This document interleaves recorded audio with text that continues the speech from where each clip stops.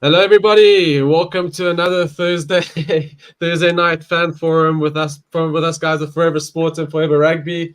As you can see, I've got some of the boys here with me. We got Roots, we got Wes, we got Daniel. How you doing, boys?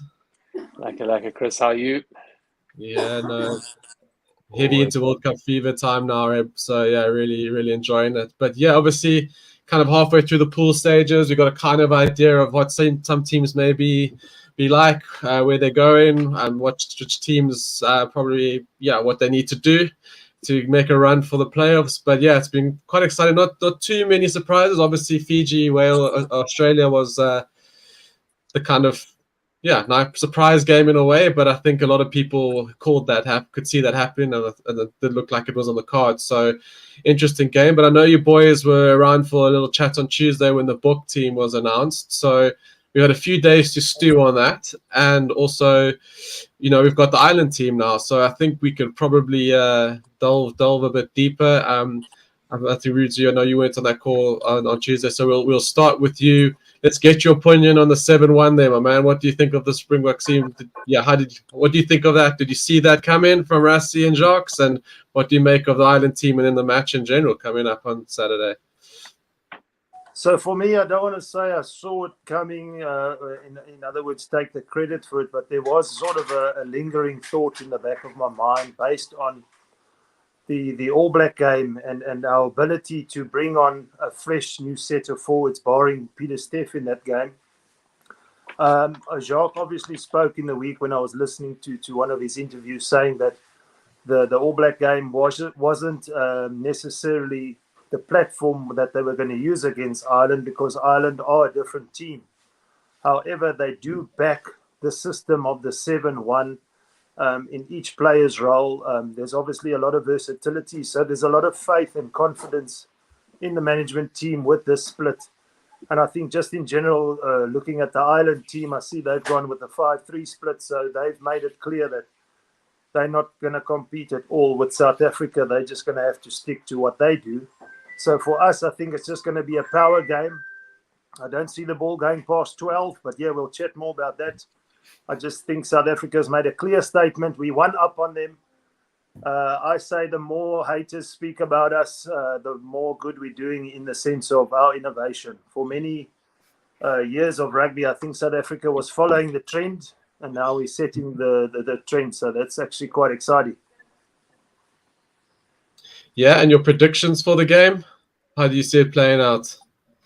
So based on the Ireland team running through it with the 5-3 split, I just think if South Africa are somewhat ahead, let's say come 55, 60 minutes in, and we bring on those replacements, I don't see Ireland getting back in the game. So it's going to be critical that the starters, as they would call them, lay that platform. So we don't want Ireland to be ahead at any stage. But if we are, should we be ahead, my prediction is that we'll close the game off with what we have on the bench.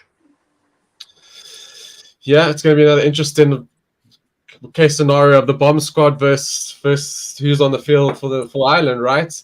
Yeah, Wes. So interestingly enough, the bookies have the books between 1 and 3 points favorites. So we got Ireland, the number one team in the world, haven't lost many in the last 2 years, beaten us last time out with only played them once in the last 5 years. Are Springboks the favorites, or what's your feeling? Yeah. Yeah, I mean, it's just on a knife edge. I think if you look at form, I think the teams are probably quite evenly matched. I think obviously Ireland haven't lost a game, I think, in 15 games. So it's their longest winning record, I believe. But the Boks building nicely, not having the undefeated record that the Irish do. But I know I'm just waffling because I really don't have an answer in terms of are the Boks the favourites. I do. Me personally, I think no. I think you have, if you're looking at form and history, if that's what we're basing favourites on, then I think you have to say Ireland are the favourites just by virtue of the fact that they haven't lost a game in 15 games and they are pretty much full strength, more or less, right? Like if you think about starting selections, we've obviously lost Malcolm Marx, which is a massive blow to the Boks, and there's a few players, who aren't there. But yeah, I don't think Ireland will win, and that's probably my South African bias coming through, though. I do think the Boks will pip them, but I do think in general should be the favourites going into it, given the form and the players on the field. Chris, just to add on to that quickly, I think Ireland, in my opinion, as they say, they know how to win games. South Africa know how to win World Cup games. Yeah, Roots. You took again. You've read my mind there, my man. I saw comments exactly that somewhere in one of the preview videos. You know, Ireland Great at the moment. That's it, man. That's it. Yeah, exactly that. You know, Ireland at the moment are kind of like the perfect system process team that, you know, justify their number one, and then you've got us that we are World Cup specialists, and we seeming to be peaking. Because I mean, I agree with I wasn't so optimistic and, you know, upbeat about the Boxers. I know a lot of other people were, but it does look like we're timing and making a nice timed run here, and the team is looking good. However, saying that, like I said, I would have had Ireland 1 to 3 favorites. I still think this is our test. This for me will show us exactly where the Boks are, and I still think Ireland are a far more polished team. And if we don't get a few things our way with this team, and with this we're taking a risk, we can see ourselves in a little bit of trouble. But if it goes according to plan, we could easily run out 5-7 point winner. Scottsy, how do you see this going? What's your thoughts on this team? I know you probably discussed it Tuesday, but now that you've seen Ireland lineup, where's your head at? Yeah, I think most of Tuesday's discussion was we got thrown off a little bit by what happens if our 13 is injured, and we decided that it was that we'd just chuck one of the forwards. I think it was Kwacha would just go there and we'll figure it out. But no, I think it's as Wes said, it's on a nice edge. I think it's South Africa's to lose in the first half. I think we struggle. As soon as we go behind, we don't have that points advantage. At least by, you know, if we're more than 7 out at half time, I think we're going to struggle. But if we're within that striking distance of 5 points and under by the time the bomb squad come on, I think it's then ours to lose. So game of halves. I really like, to be honest, that Ireland have gone with the 5-3 split. I think it would have been quite funny had they gone a 6-2 split, just because it would have given a lot away. Them around World Rugby in general. Even the 6-2 split was getting the hate that the 7-1 split is getting at the last World Cup, right? So it's like, you know, you doubt. It's like, and then if you can't beat them, join them, right? So fair play to them. They've jumped on board, like, and they're sticking to their guns, and that's how they've got to world number 1. So, you know, fair play. Yeah, that's exactly that. If they had gone a 6-2, everyone would have been okay, fair enough. But I mean, obviously a 7-1 would have been a complete, we worried. Yeah, we need to go match for match. But they are, like you said, sticking to their guns. And I think if they stick to their guns and have a good game, they're still going to be really, really tough to beat, right? I just don't know. I thought Jocks and Rassie were bluffing on the 7-1. I didn't call it, didn't see it actually happening at the biggest game of the year so far, right?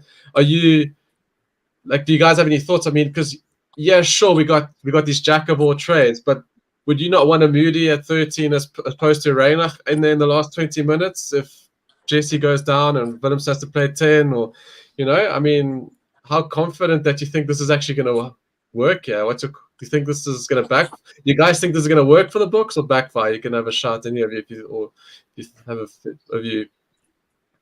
I think for the sake of Ireland and their selection on the bench, they've obviously gone the smart route for them and their squad, and given themselves the best position to win. Because, as we've mentioned and as people have spoken about it, if they're going to try and match South Africa with even a 6-2, I don't think they've earned the right to put a 6-2 bench on the field, let alone a 7-1. So they've been smart in their selections, I guess, for the sake of them. And they are the most technically sound team behind the French, I would say, in this tournament. But then you kind of look at Rassie and Jacques and you find them to be just that tad smarter. So who's going to be the smarter one on the night? I'm backing Rassie and the boys, because South Africa are playing to their strengths and we are not hiding it in the least. Yeah, and we'll leave this for the end of the show because I think we need to bring out the whole moral aspect of this 7-1. We'll do that later. I'm happy to throw my name down the gutter again. Done it already. So, but we'll discuss it at the end of the week. But it is an interesting conversation because it obviously extends to the rules and what Matt Williams was saying about the younger guys who will potentially want to copy this. But we'll discuss that later down the line. And interesting you say game of 2 halves, guys. We'll get to when we get to my betting segment. I've called the exact same thing. I think Ireland are not changing anything, but we're getting one hell of an Ireland blitz in the first 30 minutes.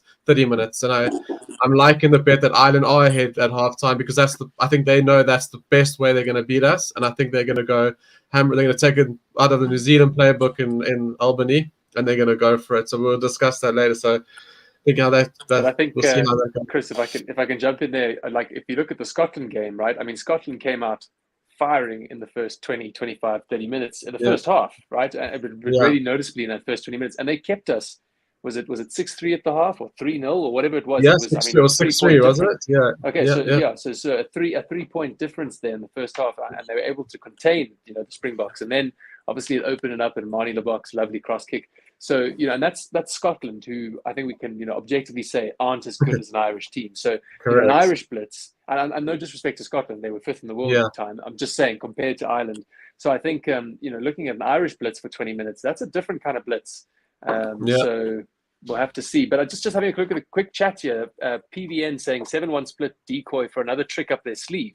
Everyone can focus on that, but they don't know what next surprise will be. So that could be another ploy as well, right? They revealed one hand, with the 7-1 split against the All Blacks, and now all of a sudden it could be something different. Well, we can't actually write that off, I think. No, honestly, you can't. Not against the All Blacks. Willie pulled out and was replaced during the warm up. I mean, I don't know what the rules are around, checking that the person you pulled out during the warm up or on the match day is in fact injured. Like who's there to validate that? Yeah. I hear you, Scalzi, but I think I'm confident to say Rassie and them have studied those rules. They've got medals for those rules. No, they know. But it's so true because a lot of players are going down in warm-ups. So Italian Cup 3, I've noticed 3 gone down in warm-ups lately, more than usual. So I think the mind games are very, very at play here because, team selection is important. I mean, everyone's just like, wow, we get it, okay? Springboks bring the team out early because they say they don't like it to be leaked because eventually it does. But, things change. And I mean, obviously it does feel like it gives the other team an advantage to really study and really try to understand what's going on. But how often does it change? So, yeah, I do like the justification that if all these guys know at Monday what they got 7 days, they don't have to be like, am I playing until Thursday because they're trying to hide it. I think that has actually really, I think they did that and it seemed like it's worked, right? Because the guys, even the players have said they love the fact that they know on Monday, the public know they can just get to work, So, yeah, going to be an interesting game. And in a great way, at least it's not fatal, right? At least it's not the end of the road. It'll be lovely. It'll be lovely if we do beat them and get the Scots put a hell of a lot of pressure on them, and then we can see them possibly later in the final, But anyway, we'll move on to the other games for the weekends. I know I don't know if you guys touched on. We obviously got France, Namibia tonight. France picking a decent side there. I think poor Namibia, New Zealand straight into France. I think that's going to be a bit of a long. I think France have to prove, this is typical France. Beat New Zealand, struggle Uruguay, massive win. I see a massive win for Namibia. Do you guys feel the same way? What's the spread on the Namibia-France game, Chris? It's like 76, high 70s, I believe. Very high. Yeah, it's going to be a long night, I think, for the Namibians. I mean, I think France saw what they left out on the field against Uruguay, not getting Sorry, I apologize. It's 69. I thought it was higher than that, but it's 6. The All Blacks were 72. That's quite interesting. You'd think All Blacks had more changes, but France looked like they're about 70% strong, right? 80% full strength, I would say. Dupont's playing. Got a bit of wings. Yeah. He's back. It's Yeah. huge. Yeah. No, I think they saw a huge missed opportunity on the bonus point against Uruguay. I mean, you really don't want to be leaving those out there and leaving up. I mean, I guess the side of the draw dictates South Africa or Ireland for them, so it's not massive, but you still want to end up your group at first. You know, you don't want to be overtaken because of a bonus point system that's working against you. So, long night for Namibia ahead for me. Yeah, no, I agree. I think we all agree with that. I think we could go. Anyone got anything to add onto that game as we can move on to quite an interesting group, the Samoa, and Samoa and Argentina. Yeah, Argentina. Sorry, thank you very much. Yeah, Argentina. That's going to also be another cracking game. I mean, I think there, Chris, I'm really looking forward to see what the Argentines can do, right? I mean, I think we were all quite disappointed, and not just only because, they had an opportunity to rain on England's parade, but it was just more the case of, there's some sort of kinship with the Argentines being in the Championship Rugby, right? Being in the Southern Hemisphere.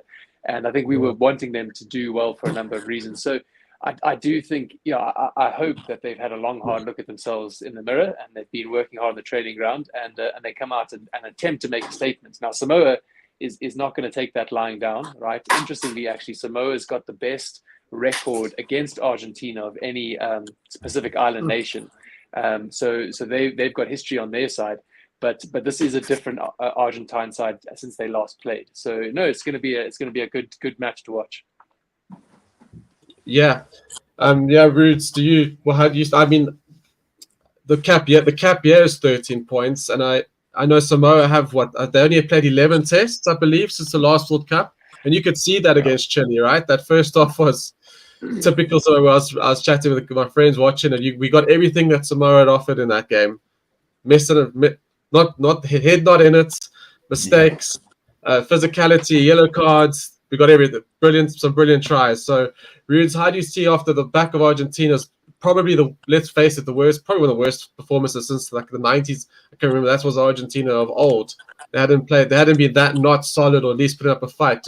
How do you see this one going? Because I think it's far more closer than 13 points, because I think for me, Argentina will struggle if Samoa have had their run out. I feel they've got their green one under the belt, and I think they're going to give RGs a run. What do you think, Rudes? Yeah, Chris, I hear you on the spread there in terms of history, suggesting Argentina will take this one comfortably. If you say 13 points, I think what's interesting about the Tier 2 nations, from what I'm seeing, is like they're able to put together maybe 50, 60 minutes of good rugby. And then from then onwards, I think the teams that are playing more often, as you mentioned, are able to put the full 80 minutes together. So that's becoming evident. So I just hope that Samoa catch Argentina at a time where they actually lost to a very average England team, if we can be honest. All those drop goals, something out of the ordinary, if you could say. But yeah, England never really offered much on attack, in other words. So for Argentina, they could use that as motivation. They are a very passionate side in terms of using their emotion to gain ascendancy in the game. But I think, if anything, Samoa do have an opportunity in this game, but they're going to have to put together more than 50 minutes. So coming out the blocks firing won't be enough. But there is a bigger possibility from what we've seen in the World Cup so far.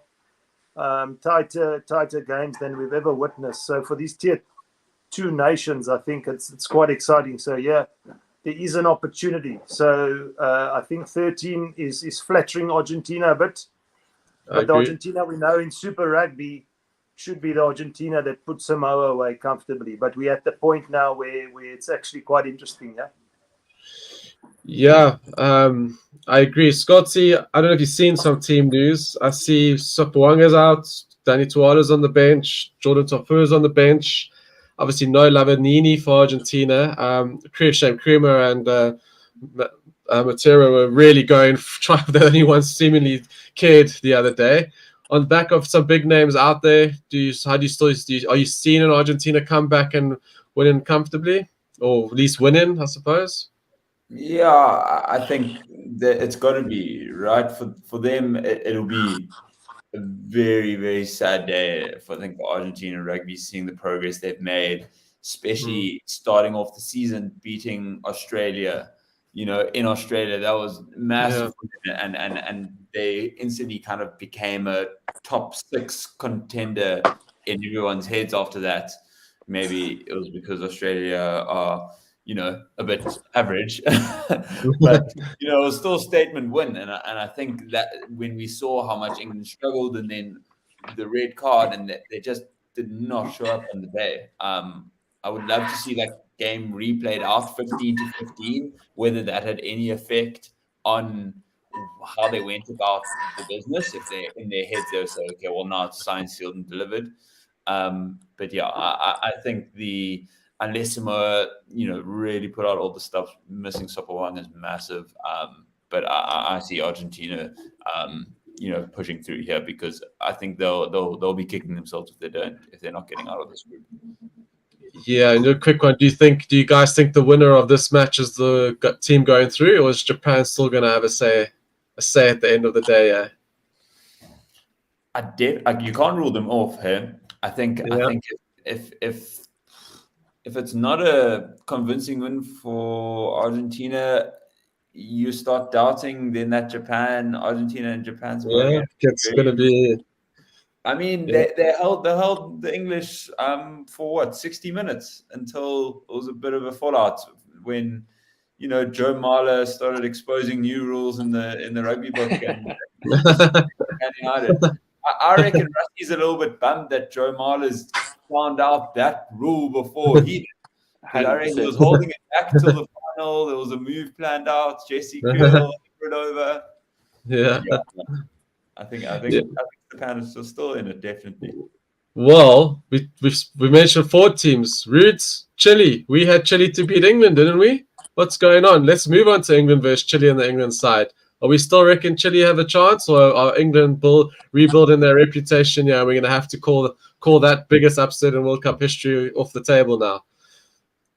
Chris, I would love to see some sort of upset like that. I just think it's exciting, as we've mentioned before, just for Chile being at the Rugby World Cup. Each and every player, I know there hasn't been a lot of emphasis from the media perhaps on the smaller nations, but when they do get the opportunity to be in the limelight, you can see what it means to them, their families, etc. So I think taking away from the game for Chile, I think just being part of the experience. I know England is a much more average side than we've experienced before in World Cups, but it should obviously be a clear win for England, and that puts them in a good place to obviously end first.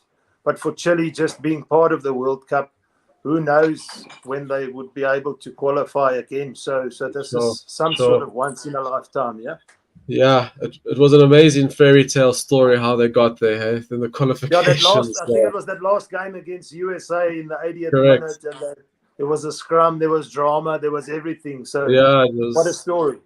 Yeah, I mean, obviously it's kind of, you think USA will be a power, so maybe they still will be running into their World Cup, but does feel a bit weird that it's Chile over. This could be USA in this group, but this could have been one hell of, kind of the older USAs of the teams of old. This could have been one hell of a pool of death with the current state of these teams. I don't know. Do you have comments on the team that's been picked, Roots, before we move on to Wes? And they've obviously made changes. Farrell's back from his ban. I quite like Arundel, Marcus Smith all starting. That's more firepower out there. Do you have comments like that, or do you think this is just this is the time to ring the changes, get these guys a go? Do you have any comments on the team? I think it's always probably been, in my opinion, an opportunity for the coach now to get Owen Farrell back into the team. This is not a game where England have to be too concerned, but I think they want to, with all due respect to Chile, go through their functions as a team and set themselves up to also try and be a little bit more attacking. I know when we get to, should they qualify first or second and go through to the knockouts, it's not all about tries.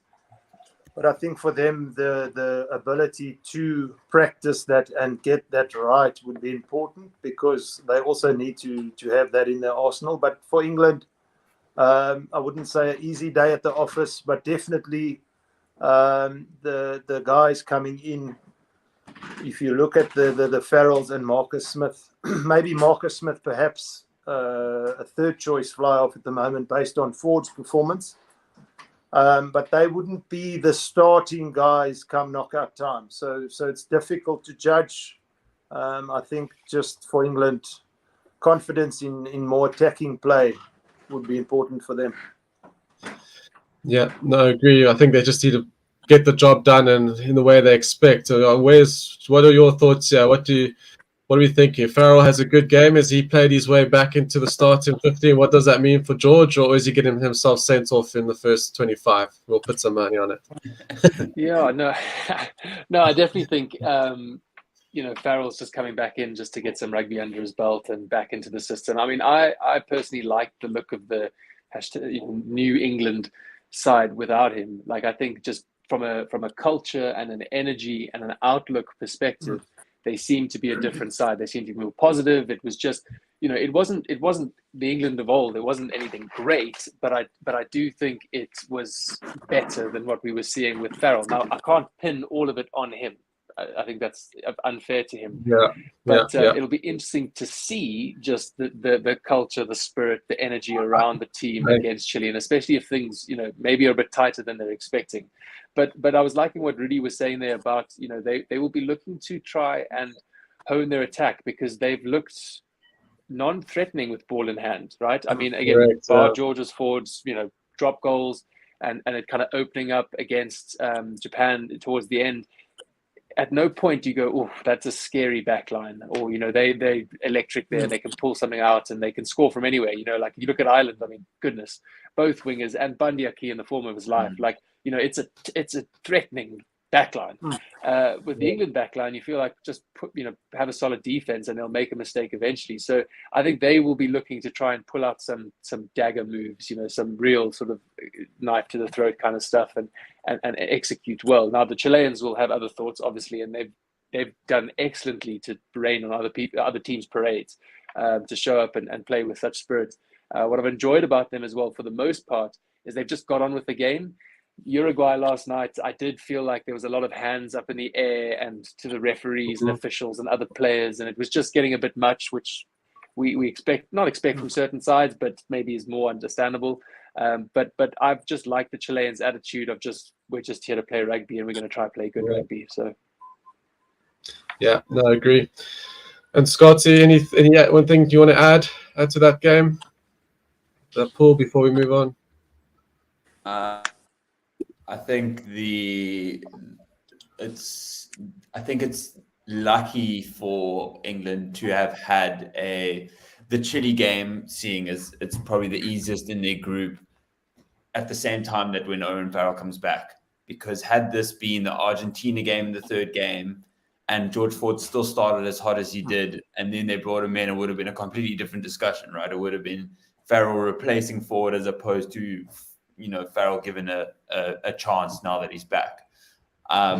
Whether that's still the thinking, we won't be sure until probably Japan, whoever gets picked for that, because I mean, that's not a walkover by any means. I mean, sorry, not Japan. Who would their last game be? Versus Who, Chile? Is this? Oh no, this won't be their last. No, versus England. Samoa. Yeah. So I mean, who they pick for that, and then the subsequent quarter, I think, will obviously give us a better idea of whatever that pick is. But I agree. I mean, I think they've still got a lot to prove offensively. There seems to be a bit of an energy, which is what we didn't see in all the warm-up games, which I imagine is what you're referring to, Wes, and there seems to be some sort of spark. They're fighting for something which you still want to see out of an England side as much as you want them to lose, from a South African bias. So yeah, I mean, if we continue to see that, I think it'll be a good game. But yeah, we'll never not support a Chilean team. Of course. Yeah, well, I backtracked, even though there's no justice in the fact that the top four sides on the wrong side of the same side of the draw.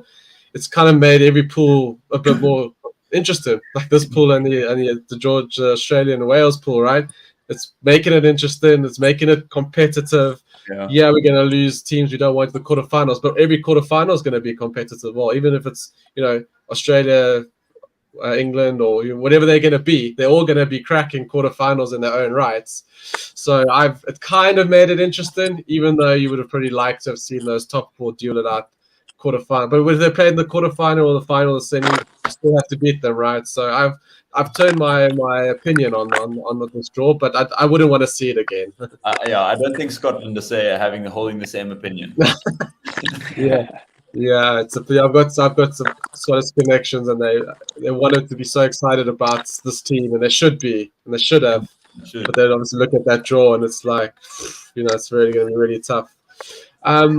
Before we get to the better segment, we'll just quickly touch on the Georgia-Portugal game, guys.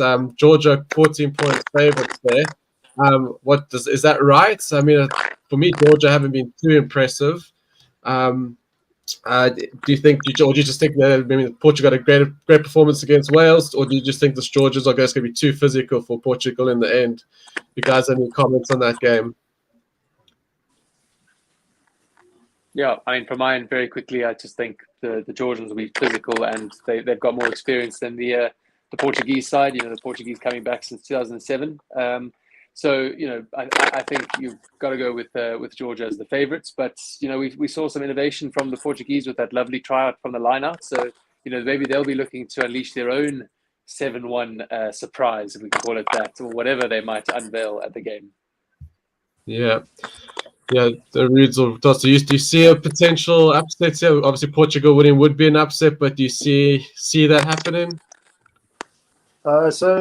History, as it would have it, Georgia have had the upper hand over Portugal in their Rugby Europe Championship Tier 2 tournament. I think Georgia, just with their World Cup experience as well, will come out on top. But then again, Portugal also showed that spirit that we talk about from the underdogs against the Welsh. And I mean, Wales only pulled away there by 20 points, if I'm not mistaken. Something we wouldn't have expected, but just for the sake of Georgia and Portugal, I think it's not a comfortable Georgia win. It's going to be one of those games that people must tune into, because it's the lesser opponents, I guess, Tier 2 versus Tier 2, and the more support we get, the better. Obviously, me saying that, I'll be doing the watch along on Saturday, so do tune in to that game, everybody. But Portugal, they'll be excited. I think they've only been at the World Cup once in 2007. So maybe that experience in World Cup tournaments for Georgia will count in their favour. Yeah. Scott, anything to add before we move on? I've actually just gone and had a look at the poll on the Forever Rugby group. And it's a split 4-4, but with that said, Steve's voted on both sides. I don't know if that means it's a draw or what it is. So I think maybe it's a bit of recency bias, because we saw the impressive display from Portugal against Wales. Like, no one really expected Wales to get shaken by that. And you saw, I guess, a bit of the innovation with the line-up move that eventually saw Portugal score. So, I mean, I voted Portugal. I'd love for them to win. It's one of those teams you actually don't really want either of them to lose, right? They both of them very likable, play with passion. You want these types of teams to lay foundations that build rugby in those countries, which then eventually they can become the likes of a Japan, where they are, have the capacity to be the tier 1 nation. So, I mean, I've gone with Portugal. I think it's going to be a great game, and I think I've enjoyed the tier 2 nation games more than a lot of the tier 1 nation games this World Cup. I think it's been incredibly competitive, and seeing the way, and maybe it's also just the way the pools have been split, but it's given them the platform, and it looks like every single one of them are taking it. Maybe a little bit less, but I mean, you got to feel for them with and on that, actually, there's in the comment again, PVN saying there was talk about smaller teams coming strong into the World Cup. I do not see that. I'm from Namibia, actually appointed one of the Namibian front row players at my company. He works full time and weekend. And then he goes on to say, not enough money in tier 2 nations and not enough grassroots. So, yeah, I mean, these teams, face massive challenges. And that's, I think, why everyone is like shocked or so stoked for Fiji, So, traditionally a tier 2 or on the cusp of nation, and with how much resources they have and how much time to play rugby, it's phenomenal what they've been able to do, and I think there does need to be better effort by World Rugby. I don't quite know how you do it, but to get these emerging nation sides, as we on one of my streams, we didn't like the term tier 1 and tier 2, so we called them emerging nations. Bit of woke nonsense there, but so these sides that are up and coming, and how do you support them? And then PVN says there's just not enough money, and then grassroots, you can't, even if you chuck all the money, where does that money go? And so I think they definitely, I would disagree with PVN. They're saying he doesn't see the teams coming in strong. I think they have been. I think the sides we classify as tier 2 emerging nations, they've given good teams a run. As we said, Portugal against Wales. Fiji upsetting Australia. Like I think there's good moments. Obviously, not every side. Romania's had an unlucky time. And it's just also your pool, right? And Romania, Ireland, and South Africa, and then Namibia, New Zealand, and France. That's tough stuff. Yeah. To add on to that, sorry, I think something I saw recently, which at least I found, step in the right direction from World Rugby, is that in fact the champions of the World Cup don't receive any more money than any other team. So there's a pot that's actually split entirely amongst all the teams, and they all receive an equal share of that, regardless of how far they go in the tournament. So that is great. Obviously, it's not enough, but I thought that was a really nice approach taken by World Rugby to at least do that. But the issue isn't the prize at the end of the 4 years; it's the 4 years in between, right? And bridging that gap. And I mean, I don't think South Africa, to be fair, is doing enough to bring up any of the other African rugby teams. How many more times can you use like an SAA team to go and play Namibia? On an international break, or Kenya, even varsity teams. Obviously, I think a lot of these Namibian players have played in South African Varsity Cup and have gone through those systems. But yeah, I mean, it's tough, and you never want to have 80-0 games, and to see less of those is only going to benefit rugby and how we watch it. So hopefully, at least the split pool is a step in the right direction. But this does lead. I think this could be a whole other segment on its own around how World Rugby is handling these guys, these nations, right? Because we see this. We always say we enjoy it when we see them at the World Cup and we see them having a go. Yeah, they do end up one-sided, but they will keep saying, "Well, how can we compete if we don't play at this level often enough?" And obviously, it looks like we head into a world season, global rugby world season, and then how do you, when it comes to international windows, where are you going to fit? There's the money issue, obviously, because obviously a tier 1 test, a full house tier 1 test brings home the bacon, right? So how they going to fit it in? But I really hope they can find a way. I've always thought of a relegation promotion type of situation within the rankings. So like, a team that has worked its way up into the top 10 does get the right to earn 3 or 4 tests. Maybe I don't know if it's in a league system. I don't know, just hypothetically. But I would. I think it would only do World Rugby a much better service if these guys had the opportunity to play against the bigger teams. Right? It's natural. We've seen it with the Jaguars. They went to the final Super Rugby. Argentina were beaten New Zealand, and the Boks in Argentina, Virginia did pretty well, are improving. Now look at Fiji, right? When you guys play rugby, you played 4th team practice and you went to 2nd team practice, you upped your game, right? So I think that's how it works. And I'm going to go into the betting segment before we do the last couple of games, and we'll talk about some of the potential talking points of the week. So I'll bring up the betting slide. Whoops. There she is. So we've lost Rude. So I hope he comes back. Wait for him to come back. Quite time to leave yet. Yeah, so on this, we had another winner last week. We had Japan plus 22.5 versus England, won by 22. So that half a point brings that bet home if you understand the handicap betting system. So we were given basically 23 points. So that extra points wins you the bet. So that's another winner. Only had the one bet, moves us into the 20 units profit, which is lovely. Cruising around there, 54% return on investment. Like we said, we'll take that any day of the week, even when it's at 40 or 30. We're smiling. So the two bets I've got lined up for this weekend. I mentioned it earlier. I like Ireland. I think unless Rassie and Jacques have a plan up their sleeve that they're going to blitz Ireland in the first half, which could happen, but I don't see that. I just don't see Ireland not coming out strong to hold that blitz anyway initially. So I'm going to take the punt. I'm going to take Ireland 1.5 points at half time. That's again the cap. So even if the book's up by 1 point, this bet will come home.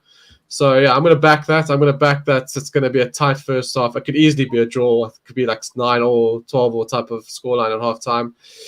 And yeah, I'm going for Samoa. I think that's too high. I think Samoa ought to play for big can hold the RGs. I think RGs maybe win, but win between 1 and 10. I don't think they separate themselves. I think Samoa, if they can keep their discipline going, we'll keep Arge close. But definitely expect an Arge fight back for sure. I see a completely different Argentina team, so it'll be interesting to see how Samoa handle that. But they got the cavalry to do Samoa. It's just like I said, it's the cohesion. You could see that first half. They look like a team on their first practice run. So like looking for the runner, throwing it anyway if they're not there. So, but yeah, those are the two bets. So if you're following, good luck, guys. Yeah, hopefully we roll on again and keep our profitable weeks going. So yeah, good luck with that. And we'll now move on to the final games. Quickly do previews of the final games of the week for the weekend. We've done Ireland. On Saturday, we move on to Sunday. We can quickly touch on Scotland, Tonga before we go to Wales, Australia. Scotland, Tonga, guys. Do you see any surprises there? Obviously, Scotland should be the favourites there. Tonga were a little bit disappointed against Ireland, weren't they? I expected more, but it is Ireland. If you're not a good team, you're going to get squeezed out of that game pretty quick, pretty fast, right? Do you think Scotland, like Wales, are another team that love to go a bit down for the minnow games? And if you notice, like some teams just drop their standard with the minnows. Others, like South African Ireland, will put minnows away quite comfortably. So, do you see a surprise here, or as you like Scotland go on? Scotty, what do you think? Yeah, I think it's going to be incredibly dynamic game, right? Tonga, Scotland, both we're going to love throwing the ball around. Tonga's going to be physical. I mean, they both actually have pretty physical teams. You even saw how Scotland were able to hold up against the Springboks for the whole first half. 6-3 at halftime. They were clapping us in scrum. So I think it's going to be a great contest. I do see Scotland running out. Everyone's kind of. It seems when you get that bye week, you lose. Everyone kind of forgets about you for a second, but they still want to be in this World Cup as much as any other team, and feel like they're going to have a point to prove. And they know that the only way that they get out of this group is that they get bonus points, especially in the games against Tonga. So it's going to be flat foot down, and I'm really excited. I think Finn Russell is also going to enjoy not having Peter Steff running at him. Yeah. I see the comments. I just think Scotland here, Wes, just got an all-round team that will. We got Wes there. Welcome back, son. I think Scotland just going to have the goods, right? Probably you think of Tonga, you think of physicality, but I still think Scotland are just the structured, bit more quality will come to the top, right, Wes? Yeah, no, I agree, and I think they will be looking to turn up and put in a big performance. I think Tonga, correct me if I'm wrong, but was the last weekend their first run out in this World Cup? So they'll, also that first game and everything gets a bit nervous and whatnot. So they'll be looking to tidy things up a bit. But I do think the Scotland coming into the World Cup, that we've seen over the last couple of games should put away the Tonga side. But that should is a big word. Yeah, Rudes, when you went away, we just quickly did the betting segment, so you didn't miss too much except for a couple of winners there if you want to join on the bet and train there. But Rudes, Scotland, Tonga, how do you see that going? We all say predicting this is a must win for Scots. They should get through, or do they get sucked into a dogfight with Tonga, even though Tonga weren't as what we thought they would possibly be against Ireland, right? Yeah, I think for the most part, Tonga were a little bit disappointing against Ireland. But then again, we come back to the amount of games these guys have played in comparison to the Ireland and Scotland. I think for the sake of continuity, Scotland just have that cohesion in their team that will overcome Tonga. So Tonga will be relying on some sort of upset so they can latch on to the past of Rugby World Cup upsets.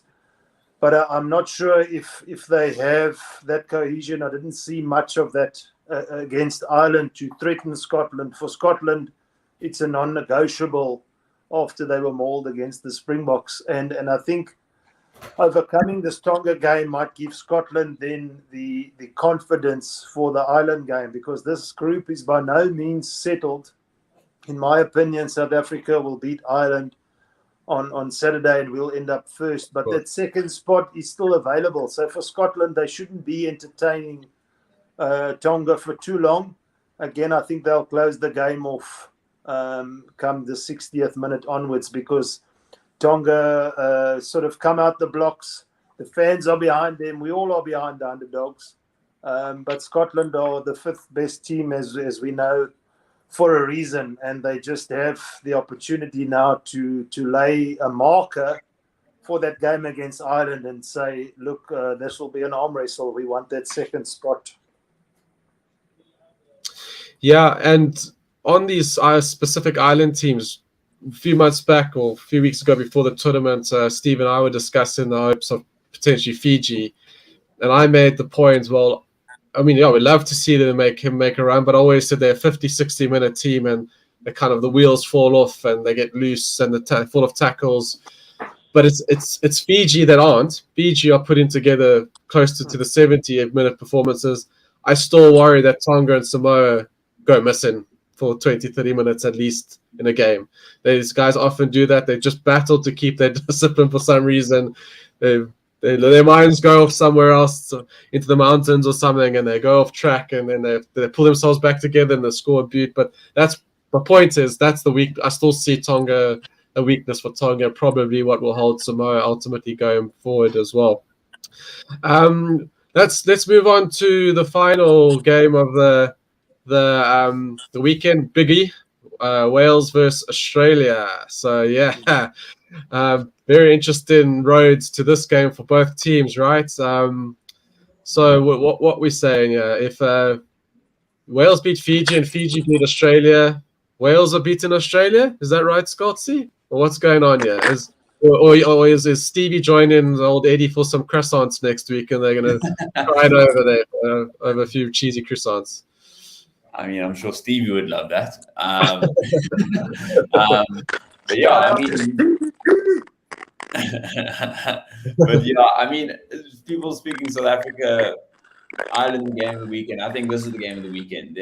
When there's consequences involved, you raise the game by that next level, right? These two essentially are fighting for a qualification spot. It's a knockout game for them, and expecting that they're going to win the rest of the games, which is also not guaranteed but expected.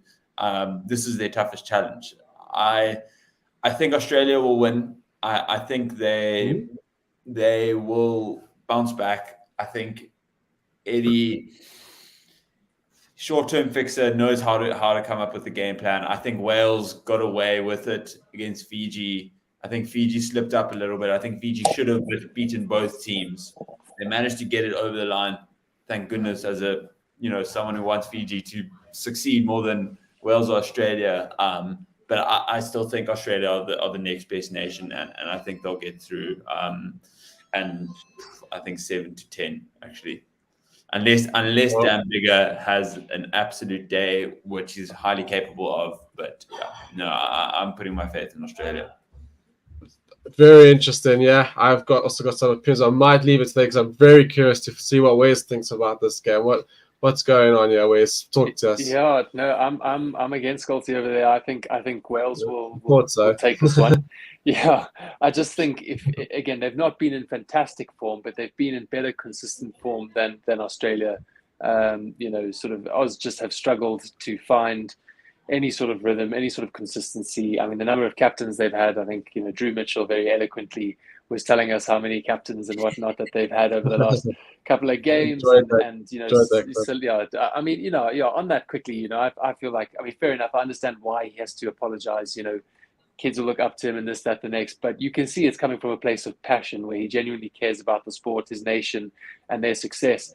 But yeah, I think, you know, selections, you know, not selecting Michael Hooper, not selecting Quade Cooper, this might be where the chickens come home to roost, you know, and I do think Wales are going to take it. I think they were lucky to come away with the win against Fiji, and they weren't solid against Portugal. However, in the start against Fiji, when they took Fiji, you know, to task, they looked good. It looked like a good Welsh side, and if they can get that good Welsh side on the field, and therefore, you know, 70 odd minutes, 80 minutes, I think Australia is going to have a tough day. But I see getting disagreed with in the chat. You know, Oaks are saying that they think Oz by 8 or so, which is fantastic. It's why we're here, and we'll have to see what happens. Yeah, Roots. I mean, what do you think? At this moment, I can't make a case for any of them. Are you on the 25-all draw with me, or are you picking a winner? Just to add on to Wes there, I think Wales were excellent, especially player number 24. He had a whistle in his hand. He was excellent. He played a wonderful game, wonderful feet, wonderful hands. But coming back to Australia, I think Eddie Jones is under a lot of pressure, and it's obviously evident in the press conferences. He's quite abrasive, in my opinion. But I think for the most part, there's also a conversation I was listening to that Quade Cooper has 55 missed calls on his phone. He's not prepared to answer Eddie Jones at this point. Fair enough. And why would you? Because, I mean, he wasn't even considered as a backup player. So Eddie Jones is adamant. And then, like Wes was saying, the chickens coming home to roost, if you could call it that. One of their players, their young players, Max Jorgensen, I think, came up with a broken leg. So he's out of the World Cup completely. So there's those sort of compounding decisions that now come back to bite you, I guess. But for Eddie Jones, I think having the experience that he's had, obviously getting a silver medal in 2003, and then obviously with the Boks as a technical analyst in 2007, he does have World Cup experience, so we can't throw that away. It's a must win for Australia, where obviously for Wales, they know it's a must win. But I just think the edge is on Australia in terms of where they at or where they should be. And I know it's a bit premature, but Eddie Jones as the coach is almost like the Jose Mourinho of rugby, you know. So maybe I am expecting a little bit more than most, but I think Australia will pull this one through. And I heard Scalzi saying 7, maybe swinging either way, but I'm going to give Australia the win and give them still the opportunity to keep that group alive, much like the other groups as well. So quite an interesting weekend of rugby. The deciding weekends, I guess, for teams to divert in different directions. Yeah, I'm kind of half joking about the draw, but I agree that Australia are the better, for me, on paper are the better side. And if they come bring it, even if Wales do, they should be edging this Welsh team by about 5 points. However, it's clear, or it seems that this Eddie Jones, or they've kind of blown up the flag for this World Cup, right? They've talking about he's clearly seemingly made that decision with his selections. And if you see in the press conference, he made a point. This young Australia side, like he's trying to make a point. I brought youngsters to kind of give them to experience. totally undermining the Wallabies basically and the World Cup. Let's face it. So if you're a player and your coach is Eddie Jones is ranting and raving and acting like a madman and basically saying, well, we're not winning this World Cup. You drop 2-3%, you lose to Fiji. So my worry is if these guys don't think they're winning this, aren't yet to win the World Cup, Wales can take them. So like, it's going to be very interesting, but it'll be very Australia-like to come out and win by 10. And off we go. We all wrote off England, and Ruz, I get you now. We all wrote off England. No one's saying that they're on the right track, but they've just beaten RG and Japan by 20-odd points. I mean, that's nothing to snigger off. Wales try to go win by 10. Are we saying that they're making a run? Yeah, Ruz, you wanted to say something? Yeah, I think just the last point to touch on for Australia. Who do they have to rely on to bring the team together? So we talk in South Africa of the Sia Colisis, in New Zealand, maybe the Brody Retallicks coming back from injury. For Australia, like you mentioned, such a young side, if they are up against the pump at whatever stage in the game, who do they have to bring them together? So I think they've got to overcome that sort of hurdle, yeah? It is very odd the team he selected. He could have brought some guys, so I heard the comment about Sonny Ball Williams saying if Carter Gordon just had a Quade Cooper in the change room after something like that, because he's put all his bets on this Carter Gordon. He hasn't proven himself, right? I mean, what these guys must be feeling like, and I don't know if you guys have Skelton's back, but I mean Tupou, you just have to watch him even for the Reds. I mean, that guy is so pivotal. He's basically their scrum. He's he's our marks, Malcolm Marks in the loose, possibly better ball skills.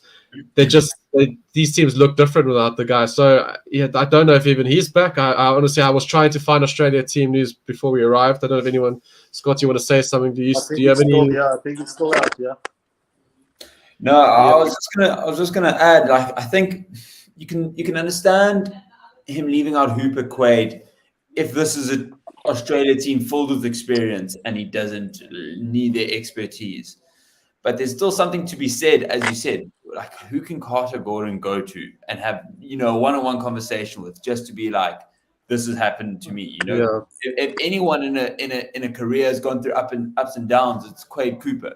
He's seen the highest of highs and the lowest of lows type of guy, and seems to be pretty kind of level-headed at this point. So I think it's with this Eddie team, I completely agree. He's undermined them. I think he relies on, much like he did with England, getting big early results. He needed a statement win versus the All Blacks, because then the kids believe in themselves, right? But they haven't had a statement win yet, so they're looking around for someone to believe in. They don't know who to. They don't have the senior player. They don't have Hooper Quade, and they don't have themselves to believe in because they haven't proved that to themselves yet. So he's kind of been waiting for the impact to come, and now he's taken a big loss, which is now just doubled down in an inexperienced side. I mean, it doesn't seem like I'm someone who's fucking the Australians. But that's the thing with England. You remember he came in hot, Came in very hot. England went on that very good run. I think they won like 10 in a row. Won the 50. They won the Six Nations, which possibly bought him a whole lot of time, because obviously taking New Zealand out in the semi bought him another 3 years. But this has been very underwhelming.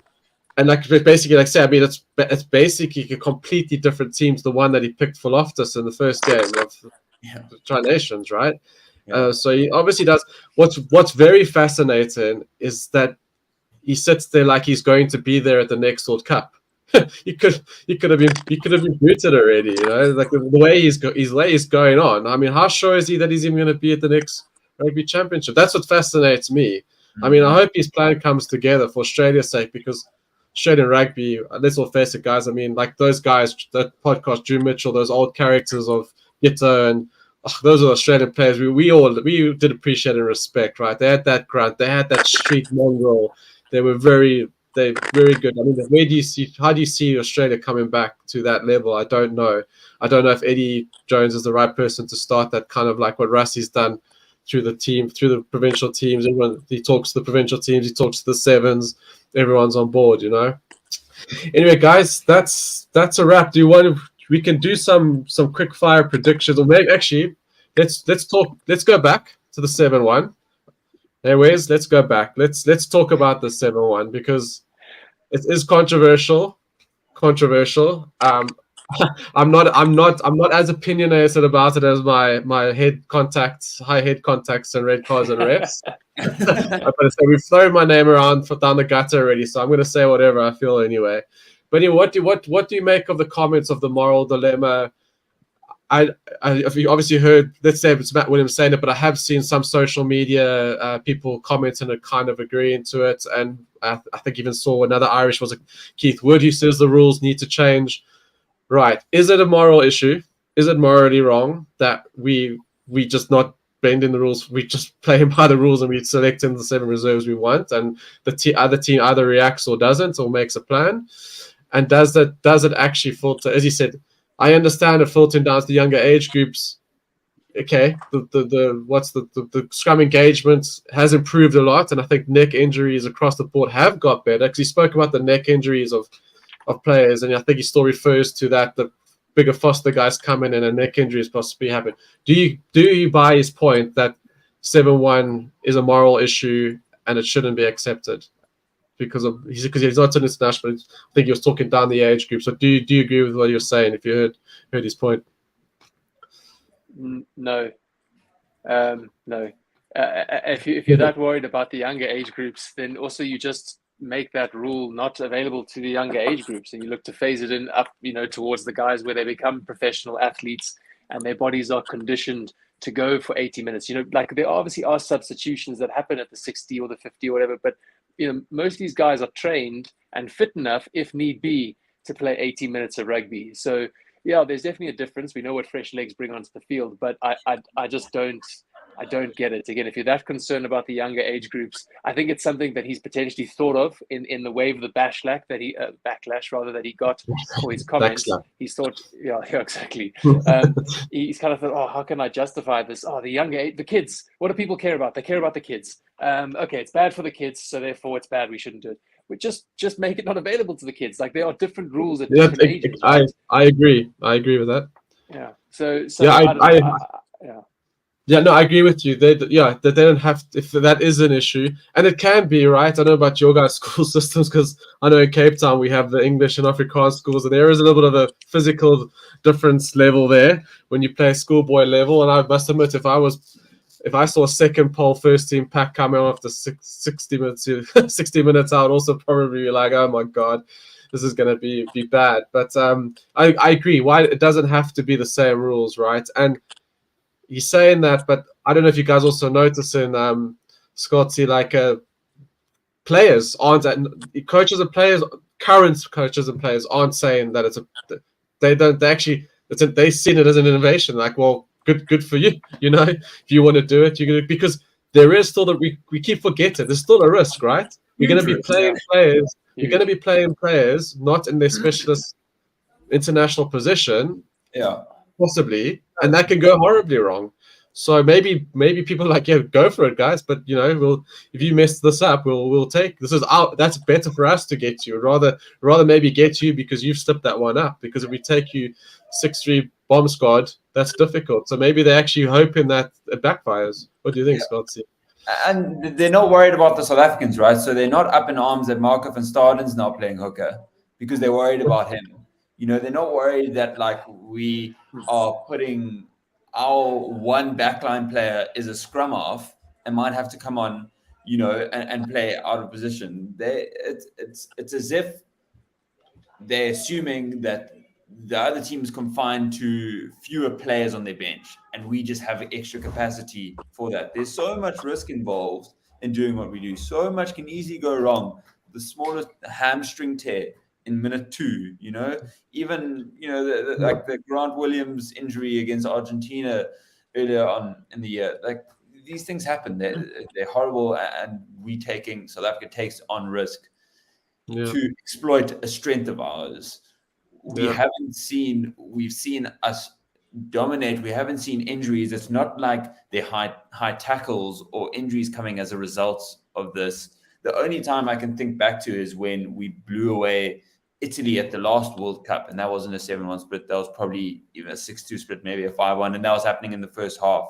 That their props were just getting pumped, and then it went to uncontested, right? Yeah. So I just think it's a way of being frustrated that there's a supposed loophole that we found in a way. We just choose to structure our system in the way that suits us, Or exactly, it could just disrupt all that structure we talk about, right, Rudes? Like that 10-man rugby, that Pollard type when he's at 10. We've all been banging on that Lebok was the potential weakness or could go wrong or risk, right?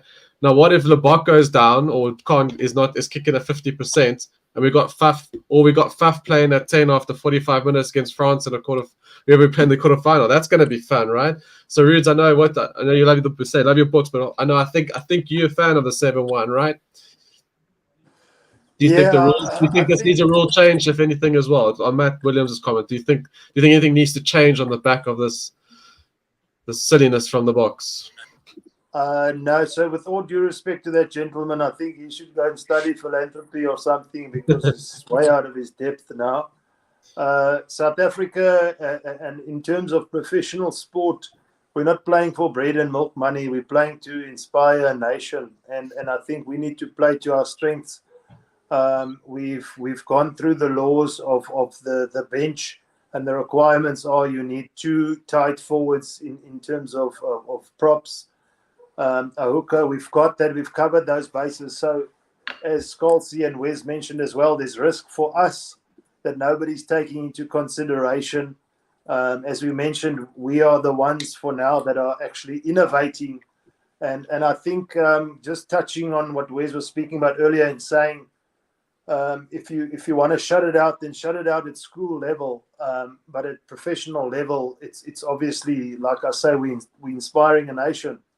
So at school level as well, if we know we talk about player safety, but I think in terms of contact sport that rugby is, if you don't want the contact, then don't play rugby. So we harnessing South African talent from a young age, perhaps not in that atmosphere of a 6-2 or 7-1 split. Maybe there are some permutations there, but building them up to a national team that inspires a whole nation. So that in itself, he's completely missed the point, and I think it's just a lot of envy in his rhetoric, Yeah, I just to put my prediction. I don't know if I don't even know if we carry on going 7-1, right? And you don't know what these guys are going to do next.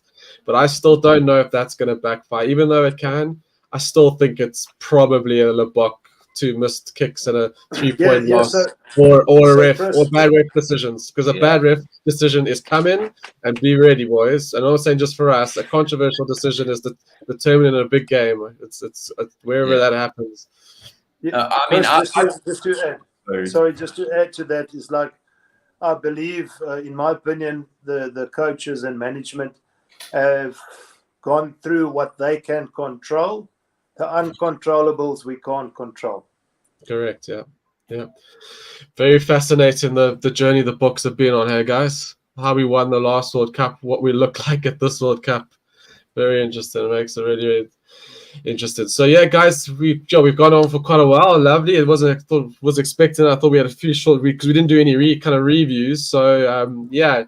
Is anything else that you guys want to bring to the table? Otherwise, what I'm going to do to end, I'm not going to do a 2-2-2 games. I'm going to ask all 3 of you to give me within a 5 margin victory predictions for the games. But is there anything else you want to discuss before, or should we just go straight in and do the predictions? Let's go straight to it, and let's go watch Stevie P commentate on the. Stevie, I think someone stole Sopowanga's tea. I don't know if it was Stevie doing some spying on the Samoan camp. Stevie, please give Sopowanga his tea back. Yeah. All right, let's go. So Scalzi, Samoa, Argentina. What's the result? And if you can choose between any 5-point margin, so you can say between 8 and 12, Argentina. I'm going Argentina 10. All right, Wes? Yeah, Argentina by 15.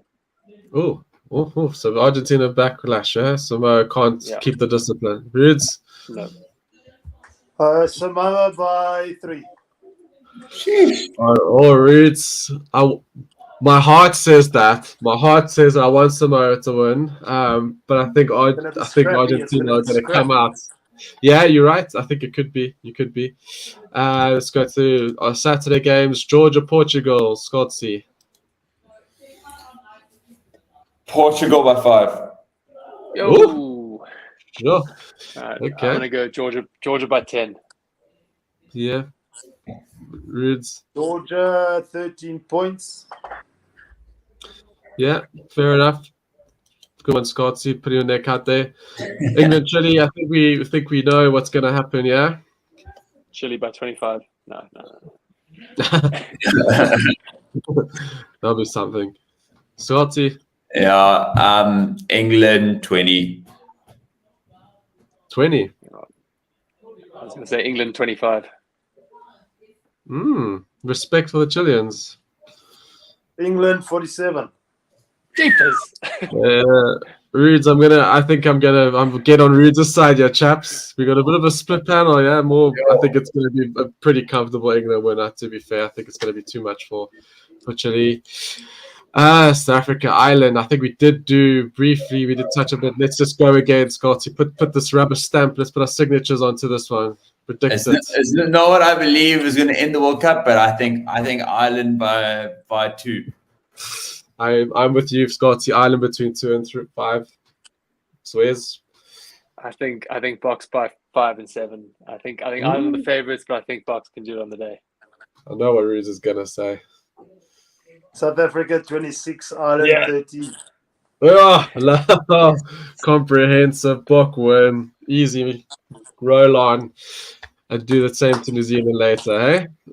And we go to the Scotland Tonga. We go around. I think we probably know we should win that one. What margins, Scott? Scotland 15. Yeah, they like to get to a scrappy battle, the Scots, even though they should be winning by 30. Where's? Yeah, I'm also gonna go Scotland 15. I think that's fair enough. Rudes. Scotland by 26. Yeah, I think Scotland, but I'm going to say between 20 and 30. Maybe they squeeze out another one, another try. And then another biggie, Australia, Wales. We did go on predictions. Scotty, remind us what you're going in. I think I said Australia 10, between 8 and 10. That's right. You said Australia. Yeah, you're with me on Australia. Wales was Wales, right? Yeah, Wales 10 and 12 by 10 or 12. Sure. This is a big split. Rudes. Exactly what Scalzi and Wes said. I'm going to go between 8 and 12. 2? Australia. Okay. I'm Australia too. So we got 3 Australias, 1 Wales. Wales. Tiny Wallabies, mate. Raise their Welsh flag. All right, boys. Thanks so much. That was really good show. Really enjoyed it.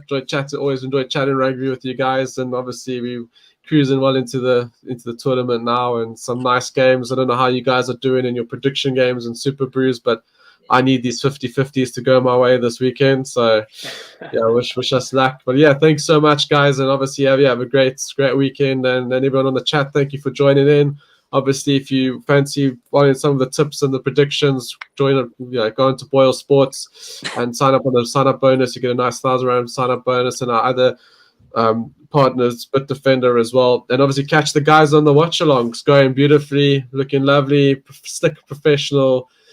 Join the guys there on the watchalongs and just support us and hit the like button. And yeah, let's keep going and have a great weekend. Thanks everyone. See you soon. Thank you, everyone. Cheers.